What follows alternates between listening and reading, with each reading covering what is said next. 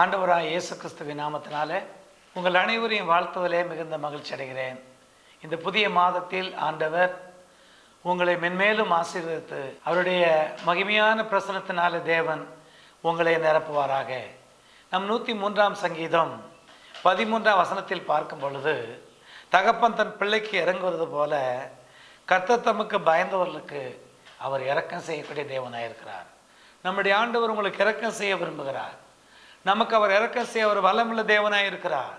கர்த்தர் இறங்குகிறார் என்ற தலைப்பிலே நாம் ஆண்டுடைய வேத புஸ்தகத்திலிருந்து ஒரு சில வசனங்களை நாம் தியானித்து ஆண்டுடைய நாமத்தை நாம் மயம்படுத்துவோம். உலக பிரகாரமான மக்களிடம் நீங்கள் எதற்கு பயப்படுறீர்கள் என்று கேட்டால், அநேகர் இந்த உலகத்திலே பல்வேறு விதமான வியாதிகள், கேன்சர் வியாதிக்கு பயப்படுவார்கள், எய்ட்ஸ் என்று சொல்லப்படுகிற வியாதிக்கு பயப்படுவார்கள், இன்னும் பல்வேறு கொள்ளை நோயினாலே பாதிக்கப்படுகிற அநேக வியாதிகளுக்குள்ளாக ஜனங்கள் பயப்படுகிறார்கள். ஆகவே இந்த பயம் அவருடைய வாழ்க்கையிலே பிசாசின் கிரியைகளுக்கு அவர் பயப்படுகிறார்கள், விபத்துக்கு அவர்கள் பயப்படுகிறார்கள், இன்னும் எதிர்பாராமல் நடைபெறுகிற நாச மோசங்களுக்கெல்லாம் அவர்கள் பயப்படுகிறார்கள். உயிர்கொல்லியான எய்ட்ஸ் என்ற கொள்ள நோய்க்கும் பயப்படுகிறார்கள்.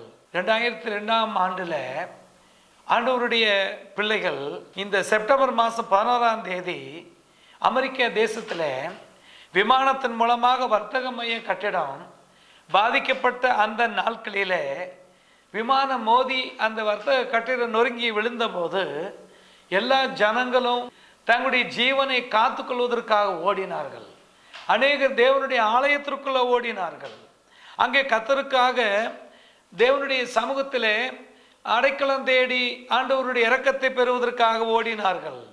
அருமையான தேவனுடைய பிள்ளைகளே, இன்றைக்கு சுழல் காற்றினாலும் புயல் காற்றினாலும் சுனாமி போன்ற பல்வேறு பாதிப்புக்குள்ளாக காணப்படுகிற அநேக காரியத்தில் ஜனங்கள் இந்த பூமியிலே ஆண்டவர் பல்வேறு சூழ்நிலையிலே ஜனங்களை அவர் எச்சரிக்கிறார். இந்த எச்சரிப்பின் சத்தத்திற்கு ஜனங்கள் அங்கும் இங்குமாக என்ன செய்கிறார்கள்? ஓடுகிறார்கள். உலக பிரகாரமான மக்களுக்கு கர்த்தருக்கு பயப்படுகிற பயம் உண்டு. அது மனுஷனுக்கு பயப்படுகிற பயம் அது கண்ணியை வருவிக்கும். நீதிமொழிகள் 29ஆம் அதிகாரம் 25ஆம் வசனத்தில் பார்க்கிறோம், கர்த்தருக்கு பயப்படுவது அது ஆசீர்வாதத்தை கொண்டு வரும் என்று சொல்லப்பட்டிருக்கிறது. கர்த்தர் தமக்கு பயந்தவர்களுக்குள்ள நம்முடைய தேவன் இறங்கக்கூடிய தேவனாய் இருக்கிறார். உங்களுக்கு தேவன் இரக்கத்தை வைத்திருக்கிறார். நாம் ஆண்டவருக்கு பயப்படும் பொழுது, அவருடைய வார்த்தைக்கு நாம் கீழ்ப்படியும் பொழுது, தேவனுடைய ஆலயத்திற்கு நாம் செல்லும் போது, அவருடைய சத்திய வசனத்திற்கு நாம் செவி கொடுத்து நம் ஆண்டவரை தேடும் போது நாம் பயப்பட வேண்டிய அவசியம் இல்லை. கர்த்தர் நமக்கு இரக்கம் செய்யக்கூடிய தேவனாய் இருக்கிறார். கர்த்தருடைய இரக்கங்கள் எவ்வளவு மேன்மையானது! உலகத்தாருடைய சூழ்நிலையில் அநேகருக்கு ஈவு இரக்கம் இல்லை. அநேகருடைய இருதயம் கடினம் கொள்ளுகிறது. அநேகர் கர்த்தர் இரக்கமுள்ளவர் என்று நாம் நம்புகிறோம்.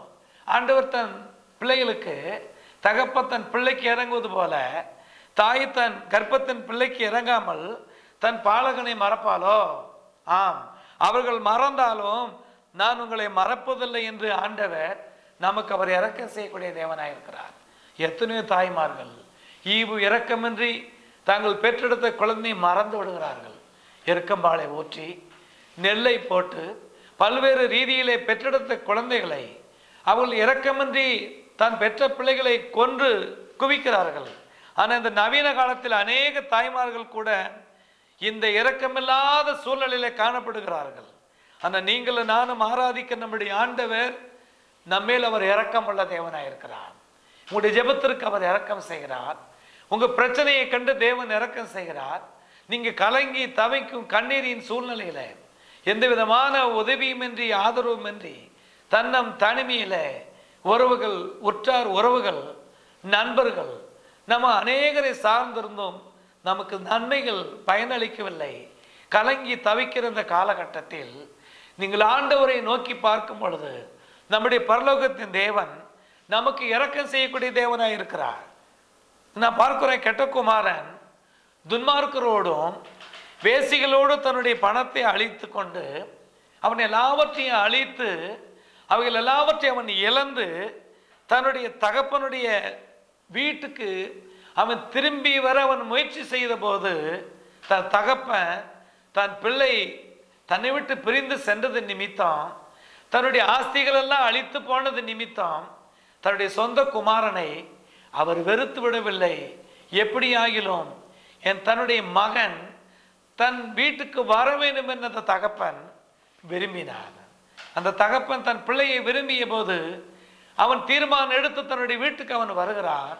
பிள்ளையாண்டவனை தகப்பன் பார்த்தபோது அவனை கட்டி பிடித்து முத்தம் செய்து, ஆண்டவருடைய இரக்கம் இந்த தகப்பன் தன் பிள்ளைக்கு இறங்கிறது போல ஆண்டவருடைய வார்த்தைக்கு செவி கொடுக்கிற உங்களுக்கு, அவரை நம்பி வந்த உங்களுக்கு, அவரை நோக்கி வாழ்ந்து கொண்டிருக்கிற உங்களுக்கு, அந்த தகப்பன் தன் பிள்ளையை முத்தமிட்டு தன் குடும்பத்தில் மீண்டும் சேர்த்து கொண்டது போல இன்றைக்கு பாவ சூழ்நிலையில, பாவ வாழ்க்கையில, உலக சிற்றின்மங்களிலே ஆண்டவருடைய சத்திய வழியை விட்டு, அவருடைய வசனத்தை விட்டு பாவத்தில் ஜீவித்து கொண்டிருக்கிற நம்மை மறுபடியும் ஆண்டவருடைய சமூகத்தில் நாம் கடந்து வர வேண்டும் என்று தேவன் உங்களையும் அவருடைய பிள்ளைகளாகி நம்மை அவர் அழைக்க விரும்புகிறார். கர்த்தருக்குள்ளாக நீங்கள் கடந்து வர வேண்டும். ஏனென்றால் 103ஆம் சங்கீதம் 13ஆம் வசனம் சொல்லுகிறது, கர்த்தர் தமக்கு பயந்தவருக்குள்ள என்ன செய்யறாங்க? அவர் இறங்குகிறார்.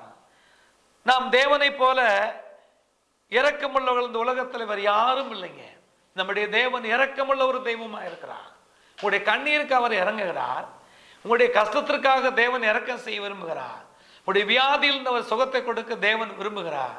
நல்ல வேலையை தரவும், உங்களுடைய வேலையிலே உயர்வை தரவும், நீங்கள் கடன் இல்லாமல், நோய் இல்லாமல், ஆரோக்கியமாக இருக்கவும், மகிழ்ச்சிகரமாக வாழ்வதற்கு ஆண்டவர் உங்களை அரவணைத்து இரக்கம் செய்து, இப்பொழுது நீங்கள் இருக்கிற இந்த நிலையில இன்னும் அதிகமான நன்மையை நீங்கள் பெற்று, ஆண்டவருடைய இரக்கத்தை நீங்கள் பெற்று ஆசீர்வாதமாக இருக்க வேண்டும் என்று நமது ஆண்டவர் உங்கள் மேல் அவர் அன்பு வைத்து இரக்கம் காட்டுகிறார்.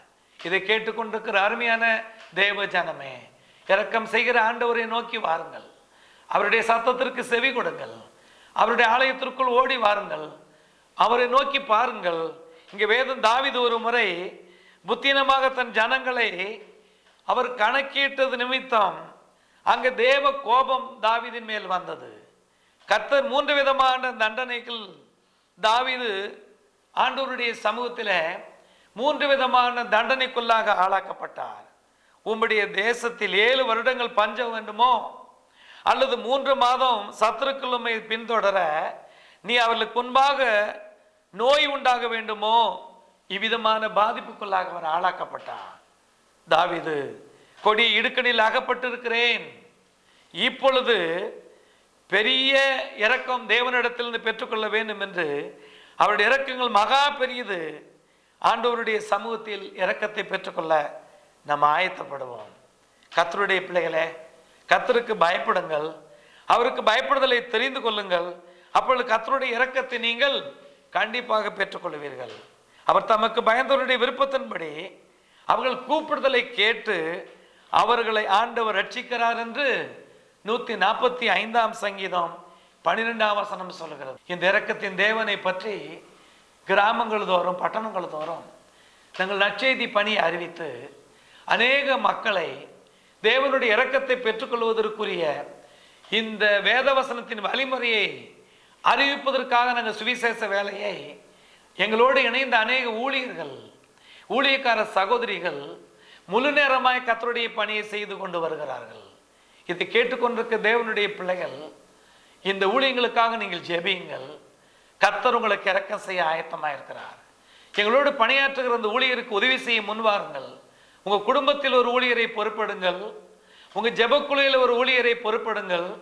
உங்கள் ஆலயத்தின் சார்பாக ஒரு ஊழியரை பொறுப்படுத்து உங்கள் ஜெப உதவியையும் உங்களுடைய ஆதரவையும் இந்த சுவிசேஷ வேலையை விசுவாசத்தோடு எங்களோடு ஊழியர் செய்கிற ஊழியர், கிராம ஊழியர் பணிக்கு நீங்கள் உதவ முன் வருமாறு உங்களிடத்திலே அன்போடு கூட இந்த விண்ணப்பத்தை நாங்கள் சமர்ப்பிக்கிறோம். இந்த பகுதியில் சொல்லப்பட்டு வருகிற எங்களுடைய முகவரியை நீங்கள் தொடர்பு கொண்டு, எங்களுடைய தொலைபேசி எண்ணை நீங்கள் தொடர்பு கொண்டு, கிராம ஊழியத்தில் எத்தனை ஊழியர்களுக்கு நீங்கள் ஜெப உதவியும் பொருளாதார உதவியும் அவர்களுக்கு மாதாந்திர ஆதரவின் உதவி செய்ய முன் வருகிறீர்களோ, அதன் பயனாக கர்த்தர் உங்களையும் உங்கள் பிள்ளைகளையும் உங்கள் குடும்பத்தையும் தேவன் அதிகமாய் ஆசீர்வதிக்க அவர் விரும்புகிறார். தேவனுடைய இரக்கத்தை பெற்றுக்கொள்ளுவோம். கர்த்தர் இறங்குகிற தேவனாயிருக்கிறார். இந்த ஊழியத்தில் எங்களோடு இணைந்து ஜெபிக்க வாருங்கள். உங்களுக்காக, உங்களுடைய விண்ணப்பங்களுக்காக நாங்கள் தொடர்ந்து ஜெபிக்க நாங்களும் எங்களுடைய ஜெபக்குழுவினரும் ஊழியர்களும் நாங்கள் ஆயத்தமாயிருக்கிறோம். ஆகவே மதுரை மாவட்டத்தில் நியூ மிராக்கிள் காஸ்பல் மிஷன் என்ற இந்த ஊழியத்தின் மூலம் அநேக இடங்களிலே ஊழியர்களை அனுப்பி கொண்டிருக்கிறோம். ஆதரவாளர்களையும் ஜெப ஆதரவாளர்களையும் கர்த்தருடைய நாம மகிமைக்கென்று நீங்கள் எங்களோடு இணைந்து ஊழியம் செய்ய நாங்கள் அழைக்கிறோம், வாஞ்சிக்கிறோம். ஆண்டவருடைய நாமத்தை உயர்த்துவதற்கு உங்களால் என்ற எல்லா ரீதியான நன்மைகளையும் நீங்கள் பகிர்ந்து கொண்டு தேவனுடைய இரக்கத்தை நீங்கள் அதிகமாய் பெற்றுக்கொண்டு இன்னும் அதிகமாய் ஆசீர்வதிக்க நானுடைய சமூகத்தில் ஜெபிக்கிறோம்.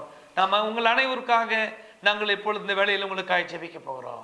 அன்புள்ள ஆண்டவரே, இந்த அருமையான நாளிலே இந்த செய்தியை கேட்டுக்கொண்டிருக்கும் பிள்ளைகள் ஒவ்வொருவருக்காக நாங்கள் ஜெபிக்கிறோம். குடும்பங்களுக்காக, தேவ பிள்ளைகளுக்காக ஜெபிக்கிறோம். ஆண்டவரே, தகப்பன் தன் பிள்ளைக்கு இறங்குவது போல, தாய் தன் பிள்ளைக்கு இறங்குவது போல நாங்கள் ஆராதிக்கிற ஆண்டவர் இந்த செய்தியின் வாயிலாய் கேட்டுக்கொண்டிருக்கிற ஒவ்வொரு தேவனுடைய பிள்ளைகளுடைய அனைத்து இன்னல்களையும் இக்கட்டுகளையும் நீக்கி உங்களுடைய பிள்ளைகளுக்கு நீர் பக்கபலமாய் இருந்து இரவும் பகலும் துணையாய் இருந்து நீர் இரக்கம் செய்து உங்களுடைய பிள்ளைகளை மேன்மையாக்கி எல்லா ரீதியில் நீ விடுவிப்பீராக. பிள்ளை பேற்றுக்காக, திருமணத்திற்காக, வேலை வாய்ப்புக்காக, பிள்ளைகளுடைய படிப்புக்காக, பதவியினுடைய முன்னேற்றத்திற்காக, வீடு கட்ட வேண்டும் என்பதற்காக, ஐஸ்வர்யத்திற்காக, பொருளாதாரத்தின் அத்தியாவசியமான தேவைகளை கருதி உம்முடைய சமூகத்தில் ஜெபிக்க ஆயத்தமாய் இருந்து கொண்டிருக்கிற உம்முடைய பிள்ளைகளுடைய வியாதிகள் சுகமாவதாக, அசுத்தாவிகள் வெளியே புறப்பட்டு போவதாக, சரீரத்தில் நீண்ட நாளாக இருக்கிற வியாதிகள் இப்பொழுது இயேசுவின் நாமத்தில் விடுதலை உண்டாவதாக. தொட்டு சுகமளிப்பீராக, நன்மையினால் நிரப்புங்க.